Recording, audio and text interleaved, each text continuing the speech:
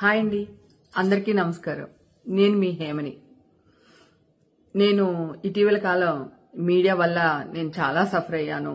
మీడియాతో 3 states media పీపుల్తో యుద్ధం చేస్తూనే ఉన్నాను. ఇంకాని ఓకే, ఇప్పుడు నాలాంటి మూర్ఖురాలు చదువుకోలేనిది అనుకోండి, నేను ఏదన్నా మాట్లాడొచ్చు, ఏదన్నా తెలియకుండా తప్పు చెయ్యొచ్చు.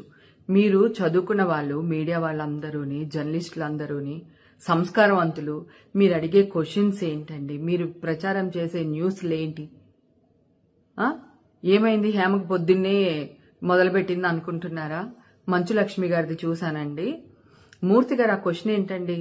ఈ వయసులో ఈ డ్రెస్సులు, బాడీ షేమింగ్ ఏంటండి అసలు? అసలు అలాంటి క్వశ్చన్స్ అడగొచ్చా? ఏది అడగాలి, ఏది అడగకూడదు, అది నిజమా అబద్ధమా ఏమి లేదు. సుమా గారు యాంకరింగ్ చేస్తూ సరదాగా మీరు చాలా లేట్ చేశారు, ఈవెంట్ అయిపోవాలి అనే ఒక మంచి ఉద్దేశంతో నవ్వుకుంటూ మీరు భోజనం లాగా చేయకండి, టిఫిన్ లాగా చేసి రండి అని సరదాగా అన్నారు స్టేజ్ మీద. దానికి ఒక జర్నలిస్ట్ గారు సీరియస్ అయిపోయి, సుమా గారు మీరు ఈ మాట అన్నారు, మీరు ఈ మాట వెనక్కి తీసుకోండి అంటే, సరే సార్ మీరు భోజనంలా చేశారులేండి, టిఫిన్ లానే చేశారులేండి, ఏదో సరదాగా అంది ఆవిడ. అంటే ఇవే తగ్గించుకుంటే మంచిది అంటున్నారు. మరి మీరెందుకు తగ్గించుకోరు సార్? మీ నోటికి ఏదొస్తే అది అడుగుతూ ఉంటారా? నిజాల అబద్ధాలు తెలుసుకోకుండా న్యూస్లు ప్రచారం చేస్తూనే ఉంటారా? ఇది ఎంతవరకు న్యాయం? ప్రేమ, నువ్వు కూడా ఒక లేడీవి. ఇలాంటి వాళ్ళు మాట్లాడినప్పుడు, అది మీ అసోసియేషన్ లో నువ్వు ప్రెసిడెంట్ గా ఉన్నావు, ఆయన కూడా ఒక బాధ్యత గల పదవిలో ఉన్నారు మూర్తి గారు. సో ఇలాంటి మాట్లాడినప్పుడు మీరు ఎందుకు మాట్లాడరు? ప్రేమ ఏంటండి, ఆ క్వశ్చన్స్ ఏంటండి, అట్లా ఎట్లా అడుగుతారండి అని మాట్లాడరా? గతంలో కూడా మీ ఇండస్ట్రీలో లంజులు లేరా అన్నాడు ఒక ఆయన. దానికి మంచు లక్ష్మి గారు, నేను, ఇంకొక ఆర్టిస్టులు అందరం కలిపి అలా ఎలా మాట్లాడతారని మా హీరోలు మేము అందరం వచ్చి మాట్లాడితే, ఆ రోజు మా మీదే కేసులు పెట్టారు. రివర్స్ లో మమ్మల్నే కోర్టుకు పిలిచారు. ఆ రోజు మా మూవీ ఆర్టిస్ట్ అసోసియేషన్ నరేష్ గారు వీళ్ళందరూ ఎందుకు మీడియా వాళ్లతో మనకి హేమ అవన్నీ వద్దులే రండి అని చెప్పి కాంప్రమైజ్ చేసి కేసు తీసేశారు. నేను ఇదే మా అసోసియేషన్ అడుగుతున్నానండి. ఈ రోజు మంచు లక్ష్మి గారికి బాడీ షేమింగ్ గా ఒక యాంకర్ ఒక క్వశ్చన్ అడిగారు, అది సోషల్ మీడియాలో టెలికాస్ట్ అయ్యింది. మా అసోసియేషన్ ఏం చేస్తున్నారండి? ఒక ప్రెసిడెంట్ గారి సిస్టర్ కే ఈ గతి అంటే మిగతా మెంబర్స్ పరిస్థితి ఏంటి? ఇన్ని రోజులు మీరు ఎందుకు ఊరుకుంటున్నారు? ఆవిడ ఆల్రెడీ ఛాంబర్ కి లెటర్ ఇచ్చారు. ఛాంబర్ వాళ్ళేమో మీకు పంపించాము, వాళ్ళ అసోసియేషన్ కి పంపించాము, జర్నలిస్ట్ అసోసియేషన్ కి పంపించాము, వీళ్ళకి పంపించామని మాట్లాడుతున్నారు. మీరు ఎందుకు ఇంతవరకు రియాక్ట్ అవ్వలేదు? మరి ఆ రోజు సోషల్ మీడియాలో నా గురించి న్యూస్ వచ్చినప్పుడు ఇమ్మీడియట్ గా స్పందించేశారే, అది నిజమా అబద్ధమా కూడా తెలుసుకోకుండా. విష్ణుబాబు, ఏం చేస్తున్నావు మీరు? ఇవాళ మీ సిస్టర్కి అయింది, రేపు ఇంకొకరికి అవుతుంది. మా నాళ్ళ గురించి ఎవరెవరినో ఎందుకు పనిచేయని వాళ్ళందరినీ తీసుకుని వచ్చి ఛానల్లో కూర్చోపెట్టి, ఈ వీడెలాగా ఆడేలాగా, వాడది వీడది, ఆడి డైరెక్టర్ ఉండడు, ఆ అమ్మాయి క్యారెక్టర్ ఆర్టిస్ట్ అయి ఉండదు, ఏదో ఒక ఆరా సినిమా చేస్తే కూడా సినిమా వాళ్ళు ఇలాగా, సినిమా వాళ్ళు అలాగని న్యూస్లు వేస్తూ ఉంటారు. ఇప్పుడు మీ సిస్టర్కే ఇది జరిగింది. బాబు, మా అసోసియేషన్ లో మీరు ప్రెసిడెంట్ గా ఉన్నారు, మీరెందుకు ఇంకా రియాక్ట్ అవ్వట్లేదు? మా అసోసియేషన్ ఉన్నది మా లాంటి ఆర్టిస్టులను కాపాడుకోవడానికే కదా. మీరు తీసేటప్పుడేమో టిక్మని తీసేశారు నన్ను. నాకు మళ్లీ కార్డు ఇచ్చేటప్పుడు ఎంత, మీ ఇంటికి వచ్చాను, మీ ఆఫీస్కి వచ్చాను.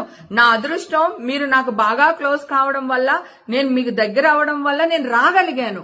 నాకంటే చిన్న ఆర్టిస్టులు ఉంటారు, వాళ్ళు మీ దాకా చేరలేరు. అప్పుడు ఏంటి పరిస్థితి? ఎవరు పడితే వాళ్ళది, ఏది పడితే అది అనేయడమేనా? గతంలో కూడా వేణుస్వామి అనే వ్యక్తి మన సమంత గారి గురించి, వాళ్ళ మ్యారేజ్ గురించి ఏదో మాట్లాడారు, లేకపోతే చైతన్య గారి మ్యారేజ్ గురించి ఏదో మాట్లాడారు. మాట్లాడితే ఇమ్మీడియట్ గా జర్నలిస్టులు అందరూ వెళ్లి కంప్లైంట్ ఇచ్చారు వేణుస్వామి గారి మీద. ఇప్పుడు మీ వాడు తప్పు చేసినప్పుడు మీరు కంప్లైంట్లు ఇవ్వరా? సుమా చేత సారీ వీడియో వేయించుకునే వరకు కూడా మీరు ఊరుకోలేదు, ప్రెషర్ పెట్టారు ఆ అమ్మాయి మీద. అప్పుడు ఆ అమ్మాయి కొడుకు సినిమా కూడా ఉంది, ఆ ప్రభావం సినిమా మీద పడుతుందేమో అని చెప్పి భావించి అమ్మాయి సారీ చెప్పింది. మీరు తప్పు చేస్తే సారీలు చెప్పరా? మళ్ళీ ఎదురు తిరిగి మా మీద కేసులు పెడతారా? ఇది ఎక్కడ న్యాయం అండి? ఇది చాలా అన్యాయం సార్. ఇక్కడ ఖండించకపోతే ఇలా పుట్టగొడుగులాగా పుట్టుకొస్తూనే ఉన్నాయి ఛానల్స్ అన్నిని. వాళ్ళు ఇష్టం వచ్చినట్టు థంబ్నైల్ పెడుతూనే ఉన్నారు. తర్వాత ఇంకొక బర్నింగ్ విషయం అండి, గతంలో కూడా నేను మార్ఫింగ్ ఫోటోల మీద సైబరాబాద్కి వెళ్లి కంప్లైంట్ చేశాను. అప్పుడు ఆ వ్యక్తిని దుబాయ్ నుంచి పట్టుకొచ్చి అరెస్ట్ చేసి కోర్టుకు అప్పచెప్పారు. ఓకే, ఇప్పుడు మళ్ళీ ఈ ఇష్యూ జరిగిన తర్వాత ఎక్కువైపోయినాయండి ఇవి మార్ఫింగ్ వీడియోస్. ఎవరిని పడితే వాళ్ళని తల్లి లేదు, కూతురు లేదు, చెల్లెలు లేదు, మార్ఫింగ్ వీడియోలు చాలా పెట్టేస్తున్నారు.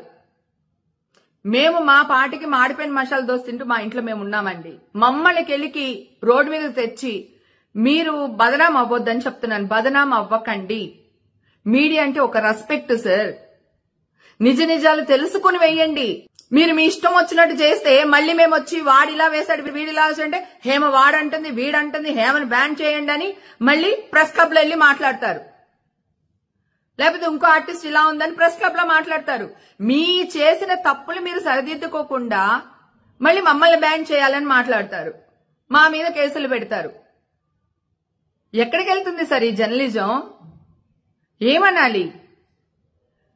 ప్రేమ ఇప్పుడు కూడా మీరు రియాక్ట్ అవ్వకపోతే, స్వప్న, ప్రేమ, ఇంకా చాలా మంది లేడీ యాంకర్స్ అందరూ ఉన్నారు, ప్లీజ్ ఇప్పటికైనా రియాక్ట్ అవ్వండి. నా ఆవేదన అర్థం చేసుకోండి. ఒక ఆడపిల్ల ఇంతవరకు సరే ఆ అమ్మాయి అలా అడిగింది, ఈయన క్వశ్చన్ చేశారు, అది ఎందుకు టెలికాస్ట్ చేశారు? అసలు ఎలా టెలికాస్ట్ చేస్తారు? ఆ అమ్మాయి వద్దండి మాట్లాడకండి అని చెప్పినప్పుడు మీరు అది ఎలా టెలికాస్ట్ చేశారు?